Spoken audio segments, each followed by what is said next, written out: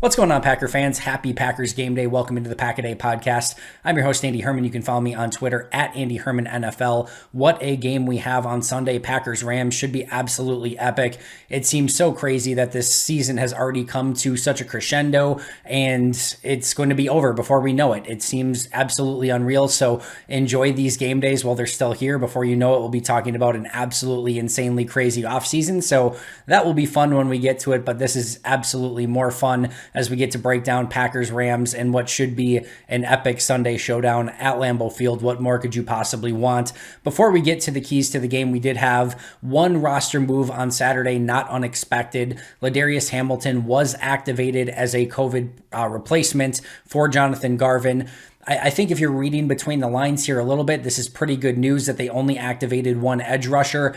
That could mean that Rashawn Gary is ready to go and will be active on Sunday. We'll see. That will definitely be one of the inactives to kind of keep an eye on if, in fact, Rashawn Gary does play. They could get away without Gary. They could certainly go with some combination of Tipa and Hamilton, Preston Smith, and then you've got Oren Burks and Kingsley Keke, who have also played some on the outside. But you would think if Gary was not going to play that maybe they would bring up Nate Orchard as well, but they didn't do that, just Hamilton. And hopefully, if the tea leaves are right, that means that Rashawn Gary will play in some capacity in this game. As you're looking at the inactives on Sunday, I think there's, of course, three key ones to keep an eye on. Rashawn Gary, as we mentioned, also Aaron Jones and Alan Lazard. Are any of those three going to be active for this game? Those were all three listed as questionable. It would be a surprise, I think, at this point if Kevin King as a doubtful would participate, but that could be another one to keep an eye on, but likely he will be inactive. And then again, keeping an eye on Gary, Jones, and Lazard to see which of the three, if any, are active. Maybe all three will be. So as you look at that about, 1:50 time frame, Central Time, Lambeau time, that's likely when those inactives will be announced, and that's when you can keep an eye and see just which of those Packers will be playing in this game.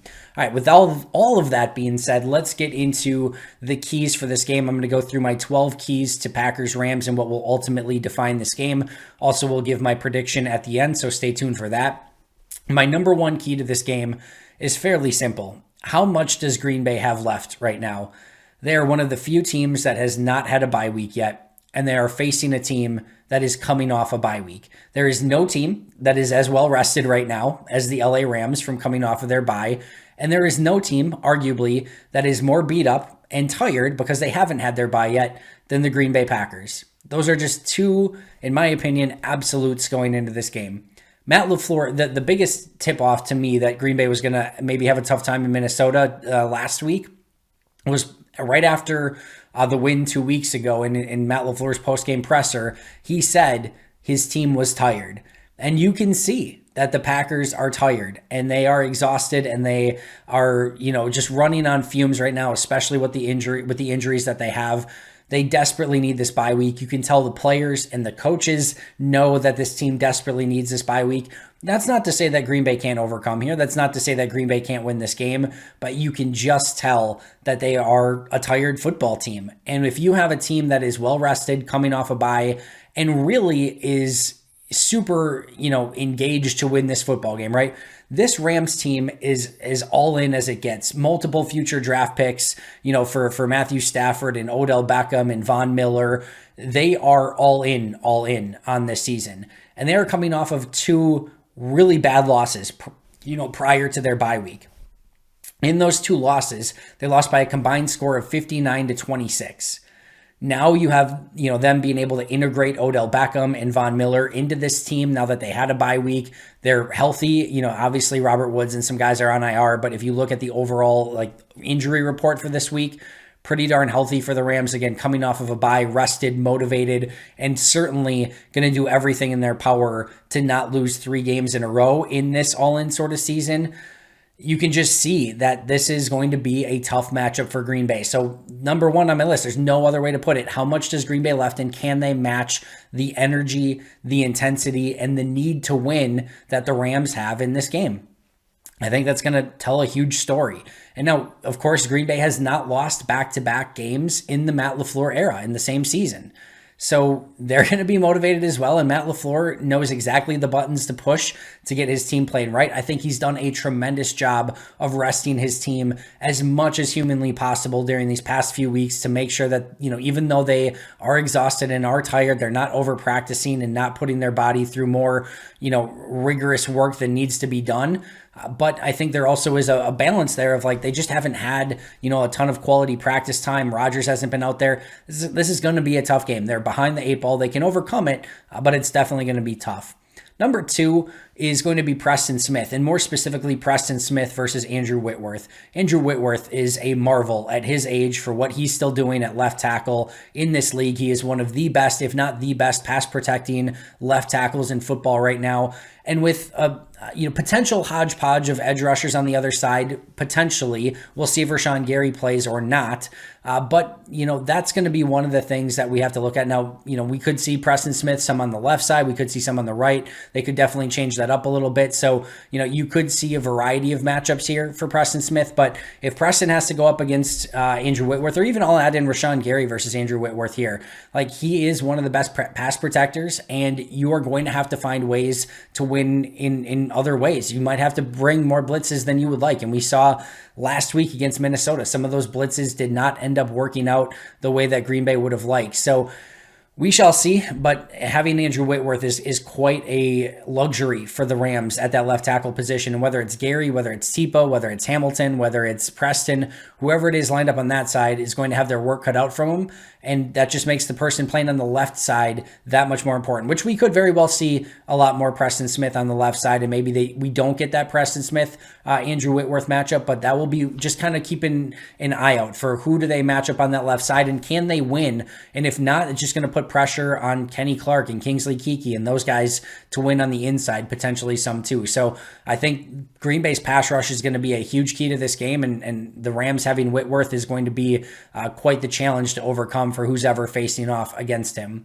Number three for Green Bay is managing the studs on the Rams. And, I could list all of these as single individual categories. All of these would be a bit lazy because, of course, the names and you know how talented they are. But Cooper Kupp, not Randy Ramsey. That would be nice if they were only facing Randy Ramsey. But Jalen Ramsey, Von Miller, and Aaron Donald. Those 4 are absolute studs at their individual positions. And you just have to make sure that they are not wrecking the game for you. For instance, you just let, in a large way, Justin Jefferson wreck the game against you just a week ago in Minnesota. You can't let Cooper Kupp do that same thing. And to be fair to Green Bay, they've done a pretty great job of limiting big play wide receivers throughout the majority of the season. But Cooper Kupp can win in so many different ways. They're going to have to be creative with how they try to take him out of the game, while also not allowing Odell Beckham and the rest of this Rams offense to still put on an explosive display. Watch out for Van Jefferson as well. Strong route runner. That's something that's given these Green Bay defensive backs trouble. So that could be another player I could see having an impact in this game. But Cooper Kupp certainly one. Jalen Ramsey, you got to be aware of where he's at all times. Von Miller is going to be able to play a little bit better within the scheme of this defense, having a couple extra weeks actually in it to prepare and having that bye week. And then, of course, Aaron Donald going up against a beat-up Packers offensive line. That is a mismatch waiting to happen, and you just cannot let Donald and Kupp and Ramsey and Miller wreck this game for you. All 4 of them are going to have their moments, no question about it. But you can't just let any one of them go on a tear and completely, almost single-handedly win the game. So controlling the Rams studs is going to be a huge key to this game as well.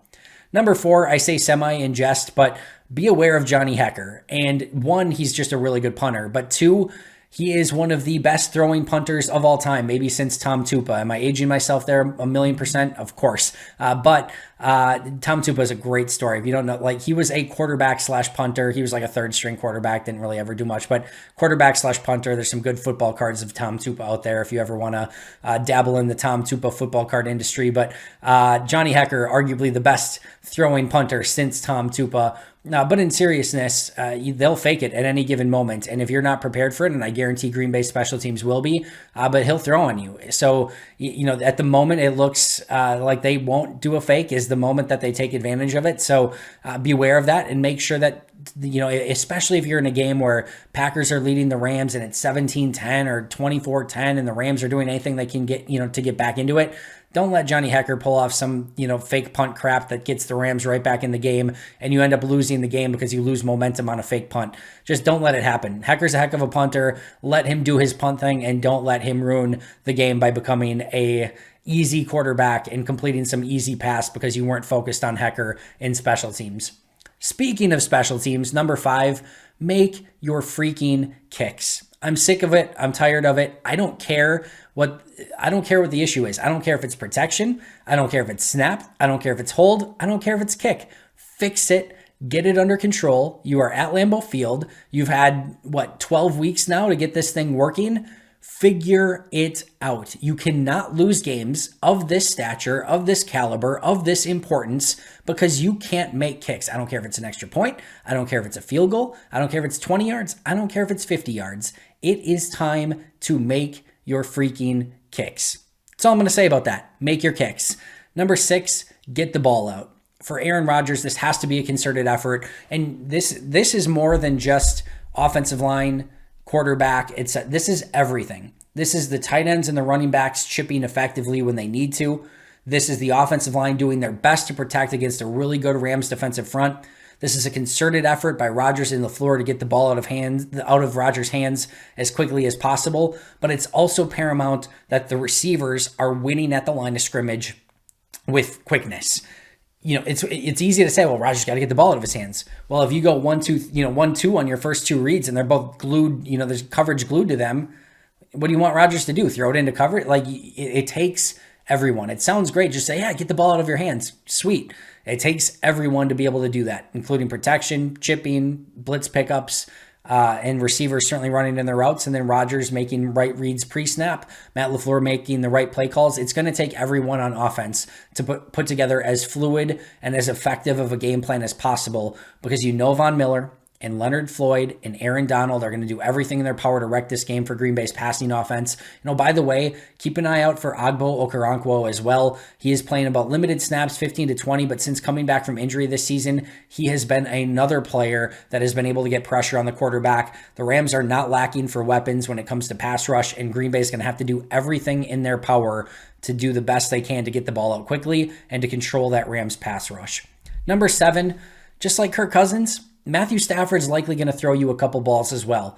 And just like last week, if you don't take advantage of those, you're going to lose this game. When Matthew Stafford gives you a couple YOLO balls that you can go up and pick off, you've got to pick those off. I don't care if it's Savage or Amos or Stokes or whomever. Douglas, doesn't matter. I don't care if it's Kenny Clark. If the ball finds you, pick it off and get that turnover. If there's a fumble, pick it up and get that turnover. Green Bay's going to have to come up with some big plays when it comes to turnovers in this game. Matthew Stafford's likely to give you a couple chances. You need to take advantage of them. They didn't a week ago. It cost them. You can't have a repeat of that performance against Stafford this week. Number 8, one of the stories of the season, red zone efficiency, both offense and defense. Green Bay has to be good in the red zone. It's going to be tough to move up and down the field on this Rams defense. When they get in the red zone, they have to get touchdowns. Even if they have to settle for field goals, they have to make those field goals. You can't come away with turnovers or lack of points. It cost them a week ago with the missed Crosby field goal and some opportunities to get in the end zone when they didn't. They're going to have to be better. And then defensively, we saw them struggle last week. The Kevin King touchdown, the Justin Jefferson touchdown against Henry Black. The defense has to step up, be better, and force the Rams to kick field goals rather than getting touchdowns. Bend but don't break is okay, but you got to bend and not break. You have to finish it off and not break if you're going to play some bend but don't break defense. Number 9, be prepared for some unscouted looks. Matt LaFleur mentioned it this week already. Rams had a week off. They're desperate for this win. They can't lose 3 in a row. They're going to get a little creative. Sean McVay probably had some wine and drew up some craziness in his time off. Don't be surprised if you see some of that craziness this week, and they're going to have to be prepared for whatever the Rams throw at them, literally and figuratively, and just trust their keys and trust their reads. Green Bay's been good at that for the most part this season, but they're going to have to keep it up this week against a rested and creative Rams offense. Number 10, can Green Bay get out of a game healthy? There's always 2 games, right? I say this all the time. There is the game, the winner or the loss or the tie, and then there's how many injuries did you suffer? What did that game cost you? I was so excited going into the fourth quarter last week because the Packers seemingly were going to get out of that game without major injury. And then, of course, Elton Jenkins tears his ACL in the fourth quarter. Green Bay can't afford more injuries. So yeah, win the game, but also finally find a way to get out of a game. I don't expect you to get out of the game fully healthy, right? Like if you lose a couple guys for a week or two, or maybe it's, going to take a little bit to get back and, whatever, that's football, right? There's going to be injuries, but you can't have any more major ACL injuries, Achilles injuries, etc. Like they just need to get out of a game healthy. And that is a huge key to not only this game, but the remainder of this season as well. Number 11, get the screen game going. When this Packers offenses look good, their screen game is going well. When this Packers offenses look bad, their screen game is completely shut down. I don't care if it needs to get creative. I don't know if they need to do something different, but they need to get this screen game going against the Rams. Trust me, the Rams will be ready, and they're going to play two safeties deep, and they're going to have eyes on the football. But you got to figure out a way to come up with some screens and get things going because, again, getting the ball out of Rodgers' hands, getting it into your playmakers, especially if Aaron Jones is in this game, is going to be a key to this game. And I think the screen game can really help with that. They have to be successful in that phase of the game.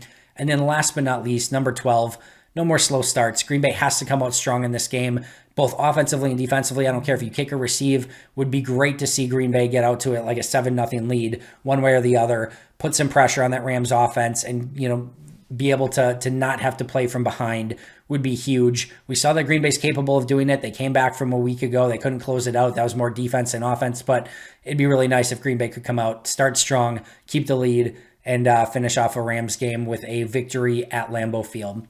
I'm going Rams in this one. I think the Rams are rejuvenated coming off the bye. I think Green Bay is on fumes, and I think that's going to show in this one. I'm going to take Rams by 10. I'm going to say 34-24. Rams win. Maybe I'm the bad guy for doing that. I'm sorry. It would be so much smarter, by the way, if I just picked the Packers every week. People would like me a lot more, but I don't know. I'm just always going to tell you the truth and what I feel. The great news, as always, is if I was right with predictions, I would be in Vegas, not here on YouTube. So, your guess is as good as mine, but I like the Rams in this one. I also, by the way, and the spoiler, I like the Packers coming off the bye the remainder of the season. I think they can win out the remainder of the year following this Rams game. I think this is the first time they lose back-to-back in the LaFleur era, and then I think they come out on absolute fire coming off of their bye week and rested up the remainder of the season. By the way, Corey Bojorquez's revenge game. He is going to punt the crap out of this ball. Enjoy the heck out of it. Hope you enjoy Packers-Rams. Hopefully, I am wrong, and you can tell me in the comments tomorrow.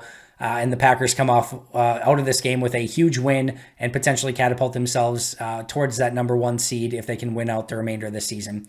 Thanks so much for joining me. Always appreciate it. I'll be right back here tomorrow recapping the game. But until next time, and as always, go Pack Go.